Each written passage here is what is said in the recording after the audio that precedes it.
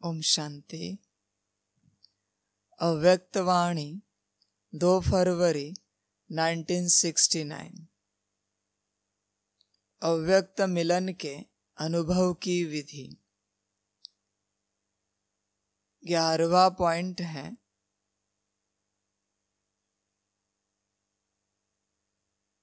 आज वतन में दूर से ही सवेरे से खुशबू आ रही थी।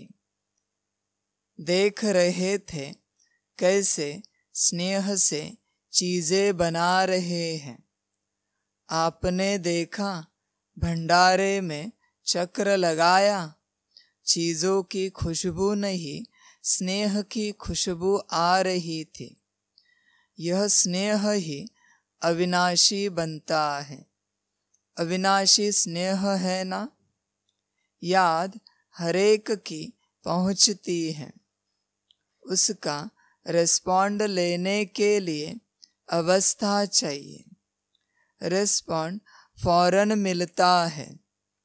जैसे साकार में बच्चे बाबा कहते थे तो बच्चों को रिस्पॉन्ड मिलता था, तो रिस्पॉन्ड अब भी फौरन मिलता है, लेकिन बीच में व्यक्त भाव को छोड़ना पड़ेगा, तब ही उस रिस्पॉन्ड को सुन सकेंगे।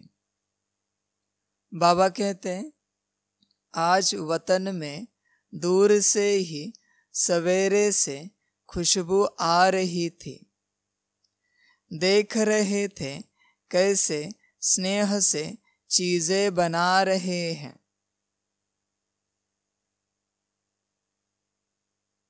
आपने देखा भंडारे में चक्र लगाया, चीजों की खुशबू नहीं स्नेह की खुशबू आ रही थी।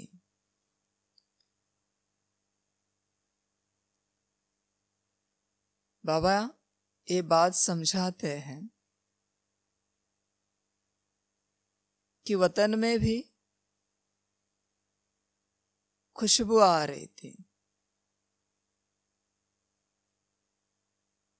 स्नेह से चीजें बना रहे हैं।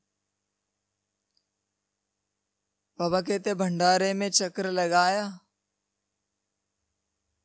वो खुशबू चीजों की नहीं थी, स्नेह की थी। ये बड़ी गहरी बात है, बहुत गहरी बात है। इसका विस्तार बहुत बड़ा है। इस विश्व में जो खुशबू है वो शक्ति की है, एनर्जी की। आप कहाँ भी जाओ, किसी घर में किसी प्रकार की आत्मा भटक रही है तो उसकी भी एक खुशबू आती है। जो पहचानने वाले पहचान जाते हैं कि यहाँ कोई आत्मा निवास कर रही है, भटकने वाली। एनर्जी की एक खुशबू होती है। और अगर देखा जाए तो हर एक बात एनर्जी है। तो आप जो भी भोजन खाते हो, वो एक खुशबू जो आपको मिलती है भोजन से, वो एक एनर्जी है। वो बताती है कि भोजन कैसे बना है। खुशबू से ही आप कहते हो कोई बड़ी अच्छी चीज बनी है। तो खुशबू माना एनर्जी है। उसी प्रकार एक अलग प्रकार की एनर्जी होती है जिसको आप बदबू कहते हैं।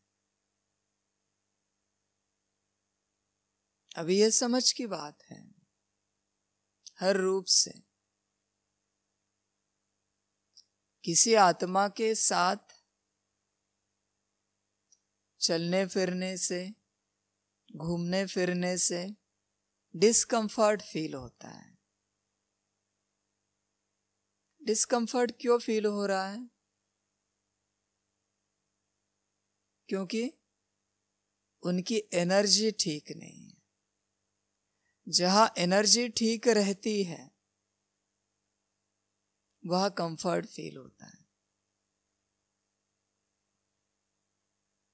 एनर्जी आपका ऑरा है, आपसे निकलने वाली एनर्जी है। कहाँ भी जाओ आप, जब आप लोगों के साथ, व्यक्तियों के साथ, मनुष्यों के साथ, आत्माओं के साथ, जीवों के साथ, प्रकृति के साथ डील करते हो और लोग, मनुष्य, प्रकृति, आत्माएं आपको एक्सेप्ट नहीं करते, माना आपकी एनर्जी ठीक नहीं है।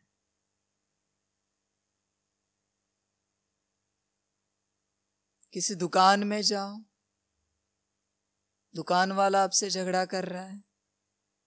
किसी सब्जी मंडी में जाओ, वो आपसे झगड़ा कर रहा है।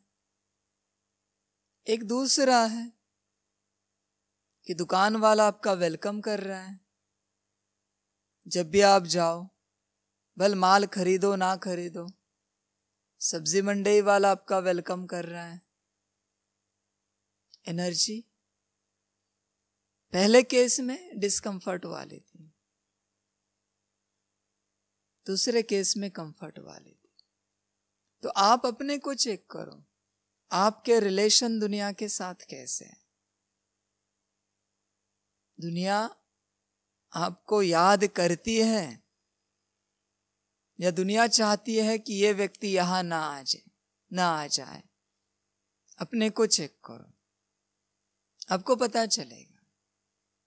इस दुनिया में व्यवहार नहीं किया जाता, व्यवहार बाहरी रूप से होता है। इस दुनिया में प्यार दिया जाता है और प्यार लिया जाता है, स्नेह दिया जाता है और स्नेह लिया जाता है। उसी की आदत अभी भी विदेश में है, जिसमें हर बात बात में वो थैंक यू कहते हैं। छोटी छोटी बातों में वो थैंक यू माना कोई फॉर्मेलिटी नहीं है, वो प्यार है। बस में से भी उतरेंगे तो भी ड्राइवर को थैंक यू बोल के उतरेंगे, वो प्यार है। ये समझ की बात है। तो सभी आत्माएं अपने को चेक करें, हमसे खुशबू आती है या उससे विपरीत कुछ आता है। लोगों को हमारा संग अच्छा लगता है या लोग चाहते हैं कि हम उनके संग में ना रहें।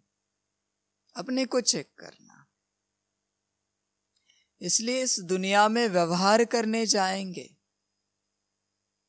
लोगों के साथ, तो ईश्वर के साथ भी आप व्यवहार ही करेंगे।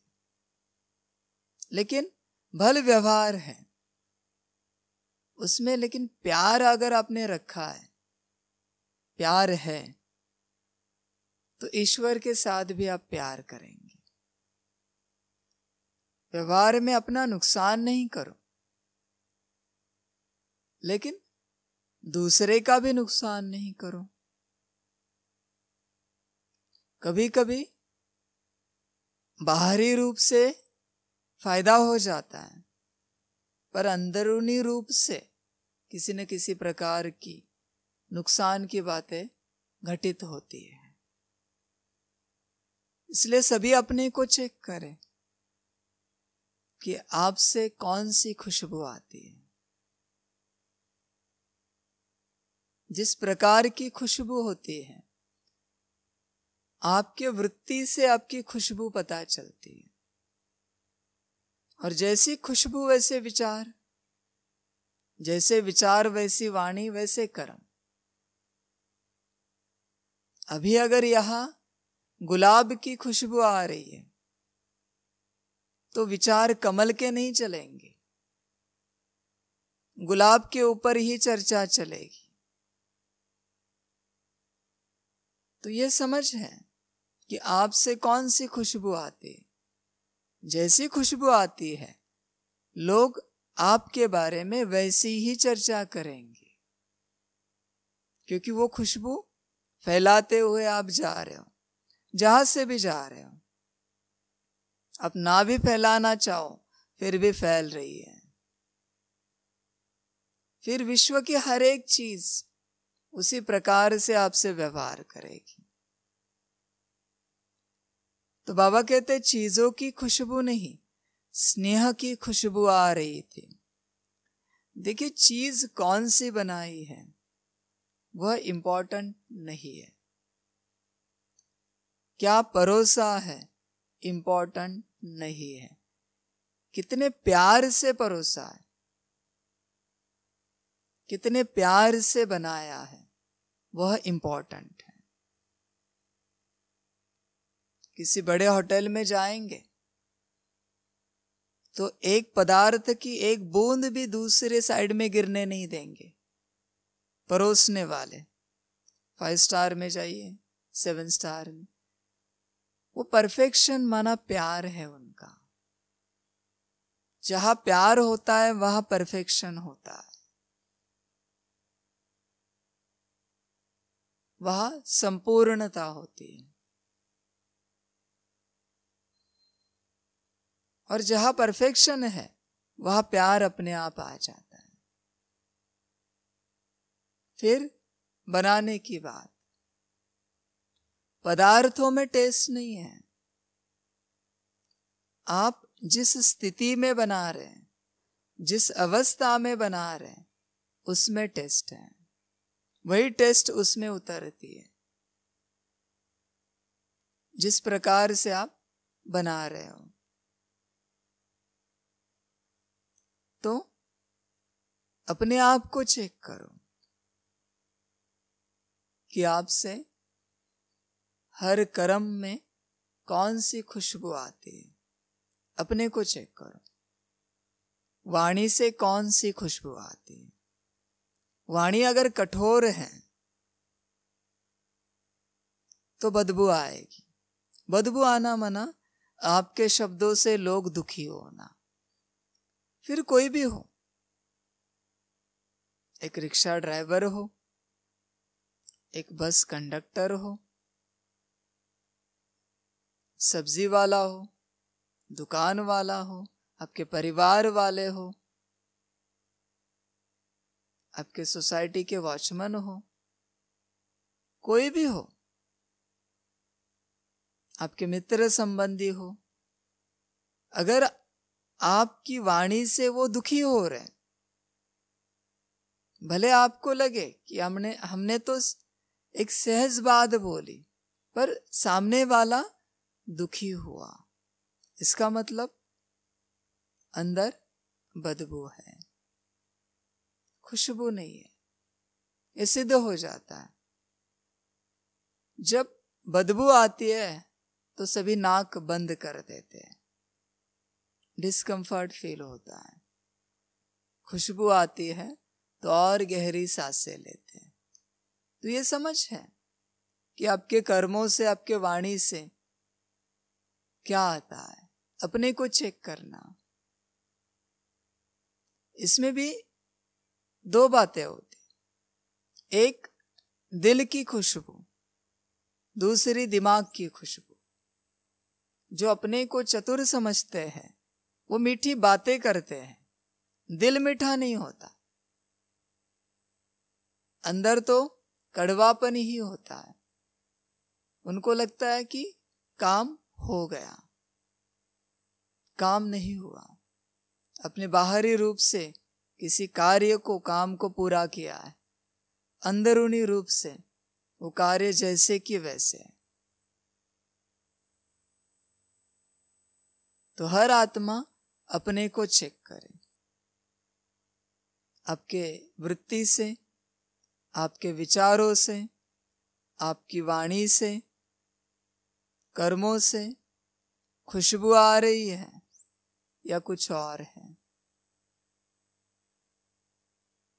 यह स्नेह ही अविनाशी बनता है। जिसके अंदर स्नेह है ना, वो सबको लगता है कि हमारे साथ रहे। पर अगर आपका साथ किसी को नहीं चाहिए, मतलब आपके अंदर स्नेह की कमी है, ये सिद्ध हो जाता है, तो अपने को चेक करना, आपके अंदर स्नेह है?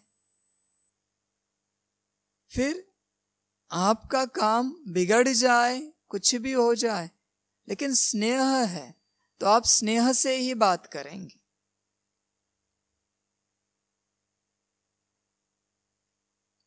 अविनाशी स्नेह है ना, याद हरेक की पहुंचती है, उसका रिस्पॉन्ड लेने के लिए अवस्था चाहिए। बाबा के पास याद हरेक की पहुंचती है, सिर्फ रिस्पॉन्ड लेना है तो अवस्था चाहिए। रिस्पॉन्ड फौरन मिलता है। जैसे साकार में बच्चे बाबा कहते थे तो बच्चों को रिस्पॉन्ड मिलता था, तो रिस्पॉन्ड अब भी फौरन मिलता है, लेकिन बीच में व्यक्त भाव को छोड़ना पड़ेगा, तब ही उस रिस्पॉन्ड को सुन सकेंगे। बाबा कहते साकार में जैसे बाबा कहते हो रिस्पॉन्ड मिल जाता है, उसी प्रकार अव्यक्त में आप बाबा कहते हो रिस्पॉन्ड मिल जाता है। सिर्फ रिस्पॉन्ड को सुनने के लिए क्या करना पड़ेगा? व्यक्त भाव को छोड़ना पड़ेगा।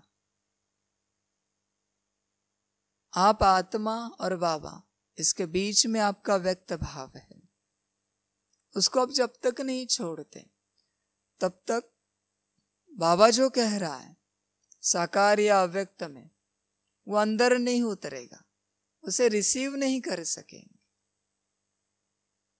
उसे रिसीव करने के लिए व्यक्त भाव को छोड़ो, कोशिश करो। फिर बच्चे कहते हैं कि बाबा हम आपसे बात करते हैं, आप कोई आंसर नहीं करते। बाबा कहते हैं मैं तो आंसर करता हूं, सिर्फ आप उसे रिसीव नहीं कर पाते। रिस्पॉन्ड मैं हमेशा करता हूं, व्यक्त हो या अव्यक्त हो, निराकार हो, हमेशा रिस्पॉन्ड करता हूं। सिर्फ बच्चे उस अवस्था में नहीं होते। बच्चे अगर अवस्था में रहे, आराम से बाप की बात सुन सकेंगे। इसमें भी साकार में जो सुन लेते हैं वो अव्यक्त में आसानी से सुन लेंगे। ये गहरी बात है। बस साकार में श्रीमत पर चलना है। जो भी बाबा मत देता है मुरली द्वारा, उसे फॉलो करना है, तो अव्यक्त में आराम से कर सकेंगे। अब तो और ही ज्यादा चारों ओर सर्विस करने का अनुभव कर रहे हैं। अब अव्यक्त होने के कारण एक और क्वालिटी बढ़ गई है। कौन सी मालूम है? वह यह है, पहले तो बाहरयामी था, अभी अंतर्यामी हो गया हूँ। अव्यक्त स्थिति में जाने की आवश्यकता नहीं रहती, स्वतः ही 1 सेकंड में सभी का नक्शा देखने में आ रहा है। इसलिए कहते हैं कि पहले से एक और गुण बढ़ गया है। अव्यक्त होने के बाद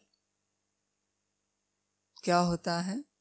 पूरे अंतर्यामी हो गए। बाबा कहते बाहर में नहीं देखो, यह संगम युग अंतर्यामी बनने का युग है।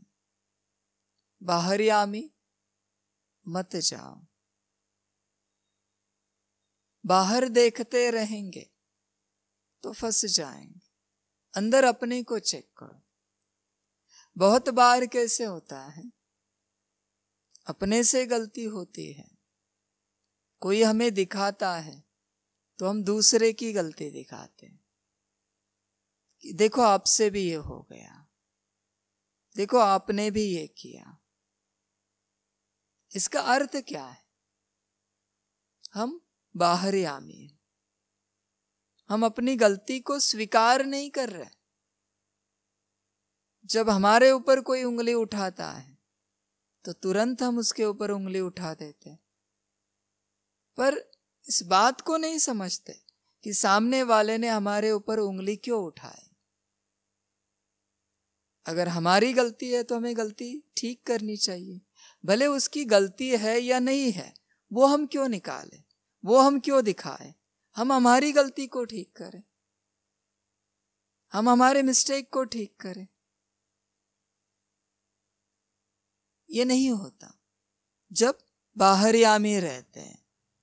अंतर्यामी जो होते हैं उनको गलती ना भी हो फिर भी बोला कि आपकी गलती है तो वो सॉरी बोलेंगे, वो कहेंगे हाँ हमारी गलती हो गई, हमें माफ कर दीजिए। वो झगड़े में नहीं जाएंगे। अंतर्यामी। बाहरयामी दूसरे की गलती दिखाएंगे तुरंत। बाहरयामी सिर्फ बाहर देखते रहेंगे, अंतर्यामी अंदर रहते हैं, अपने को चेक करते हैं। किसी ने गाली दी तो वो चेक करेंगे कि उसने सही बोला है या नहीं।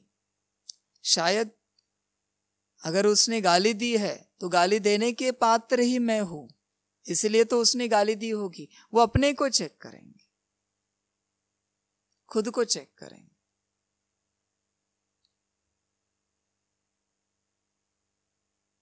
इसलिए कहते हैं ना,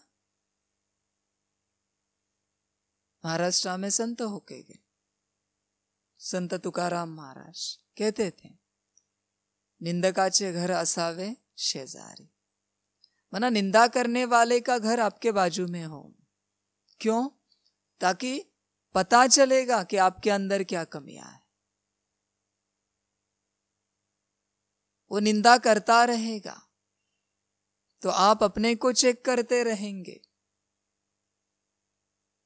आप उसकी निंदा नहीं करेंगे, आप उसको गलत नहीं ठहराएंगे, आप अपने को चेक करते रहेंगे। उसे कहते हैं ज्ञानी, उसे कहते हैं अंतर्यामी। जब भी कोई आपकी मिस्टेक दिखाए पहले चेक करना, मिस्टेक है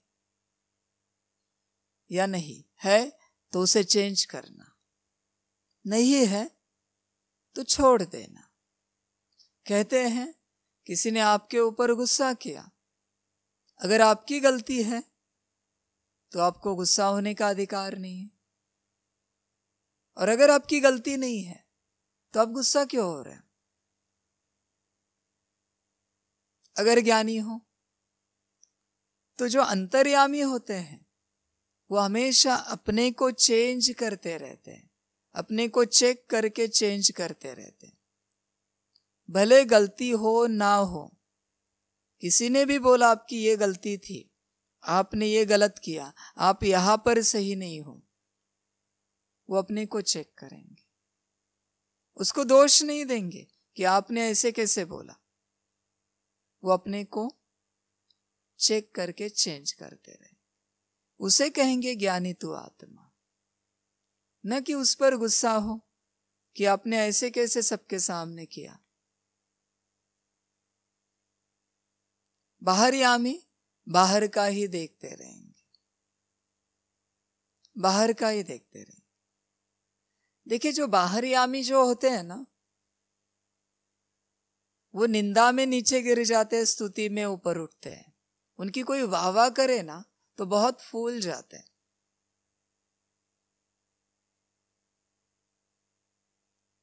उनकी कोई निंदा करे ना तो दूसरों से झगड़ा करेंगे।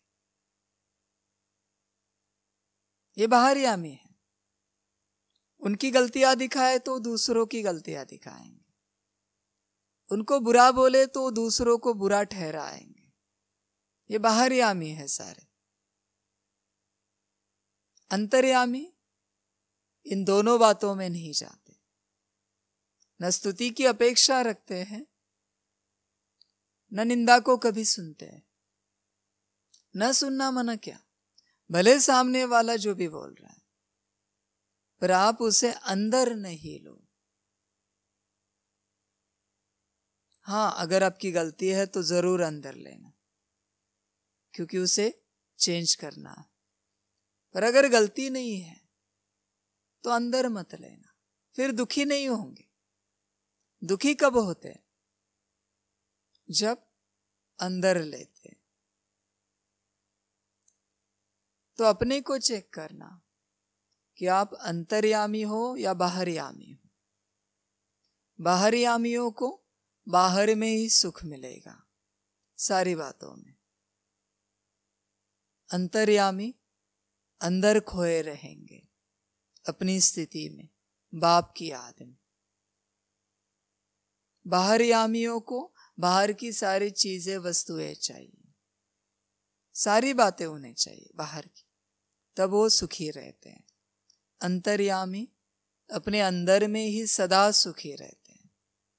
बाहर जो भी हो वो अंदर सदा सुखी रहेंगे। तो हर आत्मा अपने को चेक करे। बाबा कहते हैं एक गुण और बढ़ गया है। अव्यक्त स्थिति में तो खुशबू से ही पेट भर जाता है। आप लोगों को मालूम है? देखिए, समझ है। जब आप अव्यक्त स्थिति की ओर बढ़ते हो तो खुशबू से ही पेट भर जाता है। खुशबू से ही भर जाता है। आखिर स्थूल में भोजन करके भी आप एनर्जी ही लेने वाले हो। जैसे देवी देवताओं को, शक्तियों को भोग लगाते हैं तो खुशबू से ही उनका पेट भर जाता है। स्थूल पदार्थ वहां के वहां होता है। चींटियां, जानवर आके खा के चले जाते, पर उसमें से वो खुशबू लेके चले जाते। शक्तियां, उससे ही उनका पेट भर जाता है। तो ये समझ है। अपने को चेक करना, आप कौन सी स्थिति में रहते हो। जितना अव्यक्त स्थिति में रहेंगे उतना संतुष्ट रहेंगे। हर बात में संतुष्ट रहेंगे। कुछ हो ना हो, संतुष्ट रहेंगे। कुछ फर्क नहीं पड़ेगा आपको